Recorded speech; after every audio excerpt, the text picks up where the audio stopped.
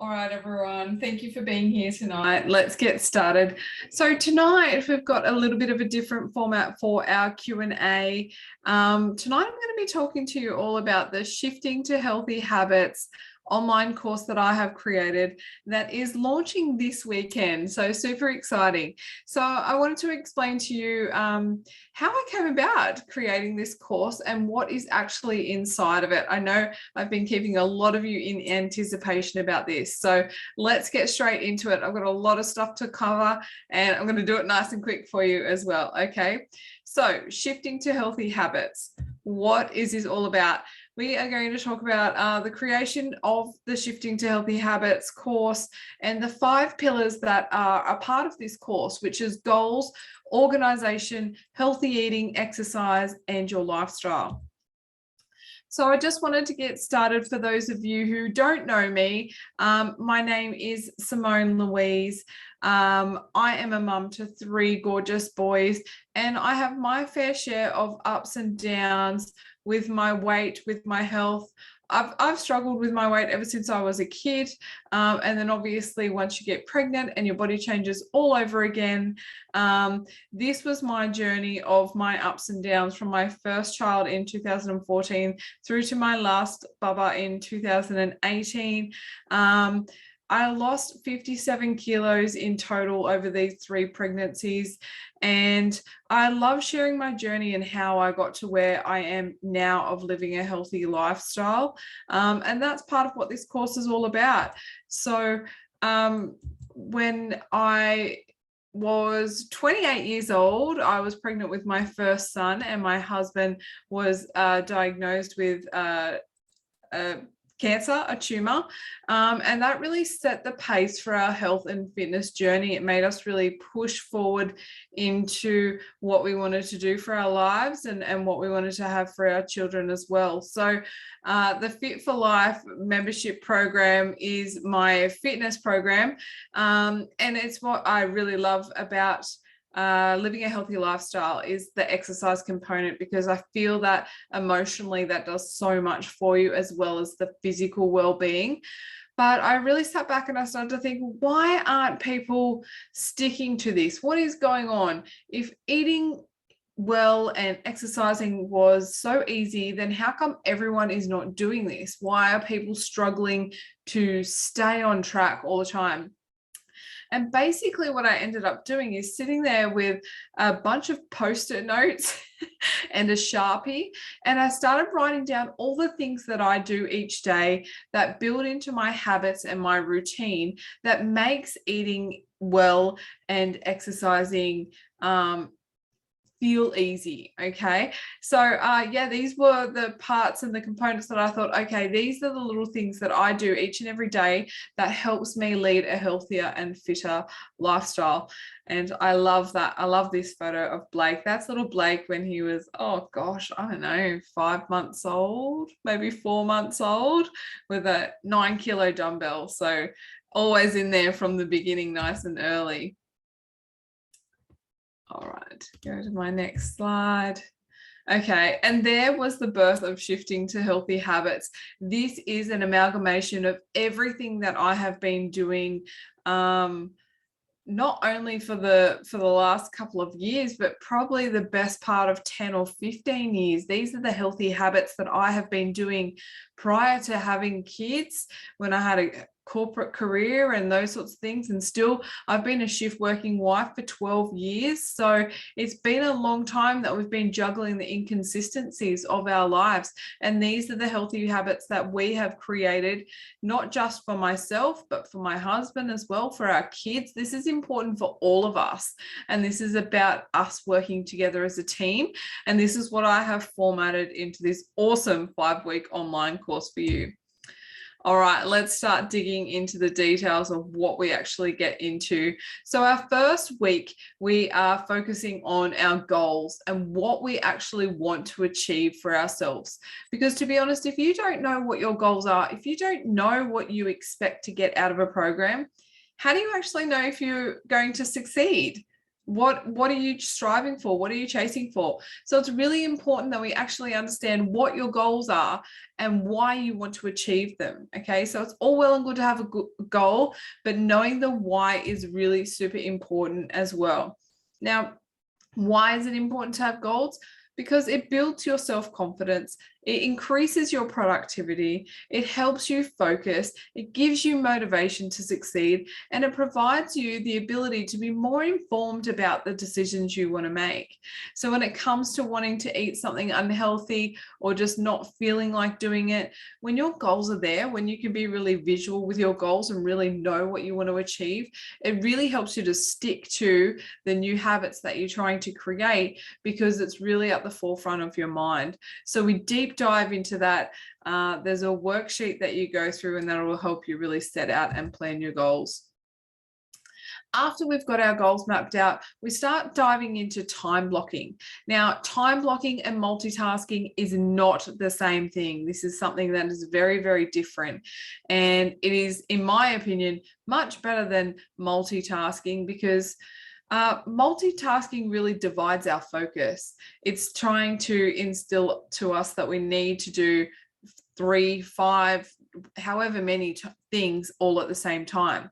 Now, it is my strong belief that if you're not focusing solely on one thing, that when your focus is split, you actually won't be more efficient in completing that task. So time blocking is a really essential process to my success of balancing now being a business owner, having a shift working husband, having 3 kids, all of these things. The reason my days are so productive and I get through so many things is because I use time blocking as a really great tool. Now, time blocking helps you gain a greater understanding of just how long completing tasks take, and this will be helpful for scheduling and making your commitments. So it's really easy to get lost in a task, and if you've ever been at the end of the day and you're thinking, what did I even do today? I feel like I didn't accomplish anything. That could very well be because you're trying to multitask and you're actually not completing anything. So with time blocking, you really sit down for a focused amount of time, no longer than 90 minutes for what you need to complete. And this is something that you can incorporate into everything, not just eating, not just exercise and those types of things, but this is actually your work tasks, your housework, anything like that. If you set yourself a time limit, you are so much more likely to go, right, I'm getting in and I'm getting that done right now. So after we've blocked out our time, we move into monthly reflections. And what this is all about is actually seeing how your progress is going each month with all of your I like to call it the wheel of life. So this isn't just about your exercise and eating well. This is about all areas of your life. So your social life, your finances, your health, your well-being, all of those things form what I like to call the wheel of life. And essentially what we want to be doing is, if we look at the wheel of life as if it has little triangles in it, so it's like a pie, for lack of a better description, we want to be filling up all of our triangles in each of the 8 areas of our life. And when we look at this visually at the end of each month, we can really identify where the gaps are.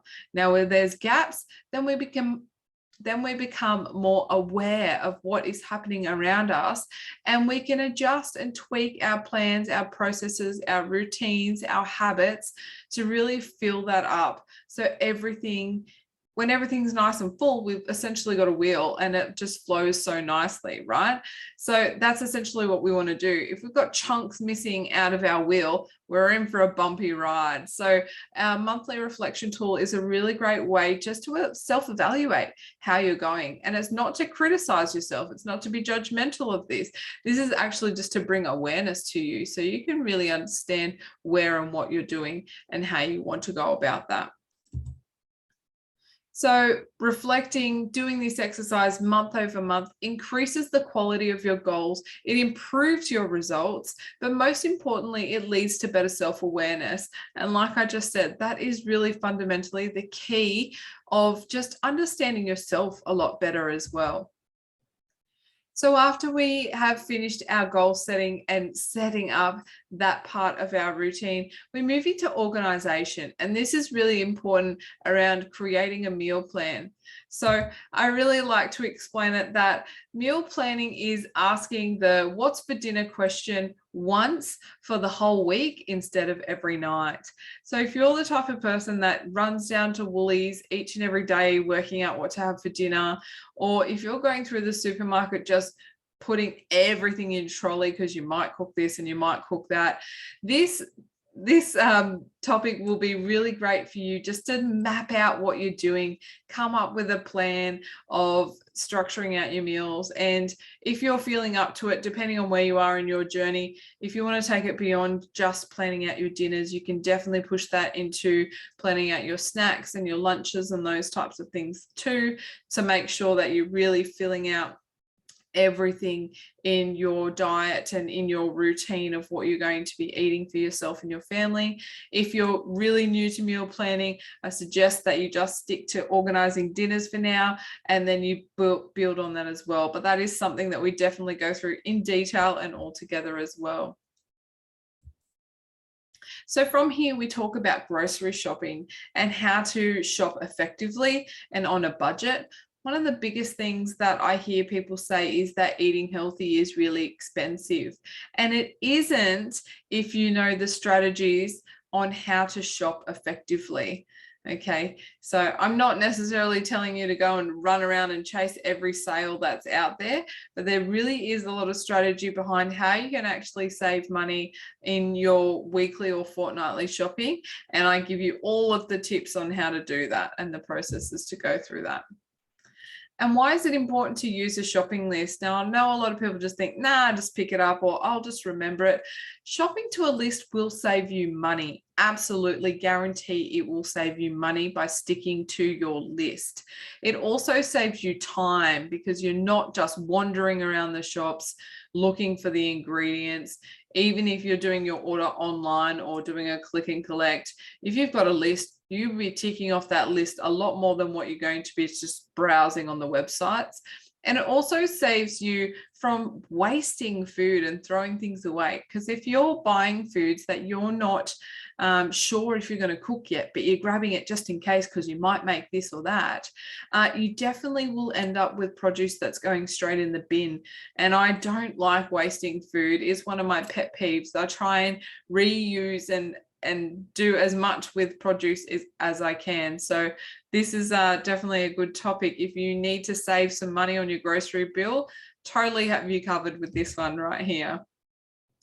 Then we move into talking about portion sizes and food labels. And if you're the type of person that will often say, but I eat healthy and I just don't understand why I'm not losing weight or why I'm not hitting those fitness goals that I'd like to achieve, it could very well be coming down to the portion sizes you're eating and just not knowing your food labels well enough. Now, this is something that we don't get taught very often at all, and we go into this in really deep detail on how to read the nutritional information on the side of a packet. Most importantly, the biggest thing that we kind of get wrong is understanding our portion sizes and just knowing the understanding the serving sizes. So if you've ever eaten, a packet of chips or something like that, often they will tell you that there's 4 or perhaps even 5 servings in that bag of chips. And you know very well that maybe you've eaten that whole bag to yourself, or maybe just between you and your partner. And you're looking at the back of the label, you think, oh yeah, that's not so many calories, that's okay. But you've actually eaten 2 or 3 times what that panel actually says. So we deep dive into understanding how to read these labels, what are the things to look for, and how to make the comparisons in the supermarket if you're choosing between brands, trying to understand which one's the healthier option. We deep dive into understanding how to read a label, so you'll be well equipped to know how to make these decisions going forward. Then after we finished in our healthy eating topic, we move into my favorite, which is exercise. Now, exercise is my favorite because emotionally, it makes me feel so good. It enhances my mood so much that I don't think I ever realized how much I used it as an emotional tool, as what I'm aware of now. So we'll talk about different styles of exercise, and specifically we go through these 3 topics. The first one being your menstrual cycle and understanding a little bit more about your body. Now, women work essentially on a 28-day body clock, okay, and that's in line with our cycles. So we go through the 4 phases of your period cycle and what that means to you in terms of exercise. So if you've ever found that one day at the gym or one day you're out exercising and you can do something really well, and then you come to do the same thing a week later and you're like, oh my gosh, I can't even do that. What happened? How did I end up in this space right here? It could be very well because the exercise that you're now doing does not support where you are in your menstruation. And this can be a great and easy example for this is if you're trying to do a HIIT workout when you have your period, it's just not going to happen. You're not going to enjoy that. You're not going to like that. So I will give you some tips and some guidance on what types of exercises and styles that you should do through different parts of your menstruation. I also will be talking to you about injury prevention and what you can be doing to look after yourself. So if you're new to exercise or if it's been a while since you have exercised, we're just going over the fundamentals and the basics of movement to make sure that you're keeping yourself injury free. This is all well and good when you get all excited and you want to start a new exercise program and you go full in on everything, and it's just too much too fast and your technique might be a little bit off, and then before you know it, you've got an injury and then you're out and you can't progress any further, which can be really, really frustrating. And then third, we talk about nutritional supplements and vitamins. Now, I think this is a topic that a lot of people find it really difficult to have a really just a general baseline of information. There's always seems to be side agendas when you're looking for information on this topic. So I'm talking about your general multivitamins, your daily sort of multivitamins, vitamin D, fish oil, and then we talk about supplements like protein, BCAA, pre-workouts, all of that kind of information. So I'm coming to you at a totally non-biased level, just with some general facts on these nutrition supplements. And if this is something for you, not everyone needs to take this. It is purely a preference. It is definitely never a forced recommendation of any of my programming. So this is really just non-biased information with no judgment. So you can make informed decisions whether supplements are something that you would like to try within your routine or whether it's not something that you particularly need. Then we move into our 5th subject and our week 5 of the course, and we talk all about lifestyle and what it takes to actually stick to a health and fitness plan for long-term success. Now, the 3 areas that I find are the most important to understand and know about is firstly, and one of the favorite things that we talk about in our Fit for Life program with our community is going through restaurant menus. So it's really, it can be difficult when you've been on a bit of a journey of losing weight or something like that. Then you're kind of coming to the end of your program. Then you want to go out and social occasions start happening and you freak out. You don't know what to order on a menu. Sometimes you can actually regress from social situations because you just don't want to make poor decisions and poor choices, and other times you don't even know that what you're ordering isn't that healthy for you. So I love using the example of people that rush to order a Caesar salad thinking, well, it's a salad, it's really healthy. And it's like, well, not necessarily, because the dressing has a lot of calories and so does, all the other elements that are in that. So we go through menus, we go through a few different cuisines, and I will be teaching you how to read things and what questions you can be asking to your waiter, waitress, your server, to find out a little bit more about what you're actually getting and to make sure that it is in alignment with your goals that you want to achieve. We also talk about habit stacking and tracking. Now, another reason that people fall off when they start the health and fitness program is because they go all in on everything, especially around the New Year's resolution time. People just want to be able to do everything and have it all at once. And, you know, if you look at anyone who is having a long-term healthy lifestyle, or any of the fitness professionals, we didn't just wake up and one day decide we're going to drink 3 liters of water, we're going to eat nutritious, clean food every day, we're going to work out 6 times a week, we're going to journal, we're going to meditate. That all did not happen overnight. It's all a process of evolving as yourself as a person, for you with your routine. And I'm going to give you all the tips that you need to be able to successfully build on your healthy habits and go through that as well. And then we finish off talking and ending the program talking about self-judgment and self-love. And this is a really big one for all my mums out there. This is huge because we are so judgmental of ourselves. We are so critical of everything in our life. And it really needs to be addressed. And I like to really discuss the framework that if you wouldn't say it to your best mate, it's not okay to say it to yourself. And this is something that does take a lot of practice.